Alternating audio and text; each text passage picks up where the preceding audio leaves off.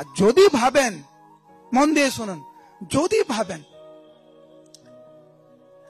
হরি ভজন করার এখন সময় হয়নি, এখন বয়স হয়নি, এখন বয়স কম, এখন আনন্দ ফুর্তি করার সময়, তাদের উদ্দেশ্যে বলছি, সম্মান দিয়ে বলছি, কে নিশ্চয়তা দিয়েছে আপনাকে যে বৃদ্ধকাল পর্যন্ত আপনি জীবিত থাকবেন? এটা প্রথম কথা। দ্বিতীয় কথা হচ্ছে, এই কথাটা এমন হলো, আমার পরম গুরুদেব ইসকনের প্রতিষ্ঠাতা আচার্য ছিল প্রভুপাদ উদাহরণ দিয়েছেন যে একজন ছাত্র যদি ভাবে সারাদিন সারা বছর পড়াশোনা করবে না, পরীক্ষার আগের দিন বই খুলে একদিন পড়াশোনা করে 1 ঘন্টা পরে পড়াশোনা করে পরীক্ষা পাস করে যাবো আমি, এটা যেরকম অবাস্তব কথা।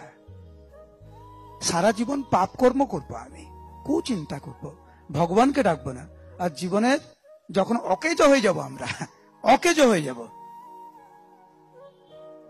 না ব্রেন কাজ করছে, না কিছু মনে করতে পারছি, না হাঁটাচলা করতে পারছি, আর তখন যদি আমি ভাবি আমি ভগবানের দিব্য নাম সুন্দরভাবে স্মরণ করতে পারবো, গাইতে পারবো, ভগবানের সেবা করতে পারবো, এটা অবাস্তব, সম্ভব না তো এটা। সেই জন্য এখনো কিন্তু দেরি না হয়নি, ইটস নেভার টু লেট।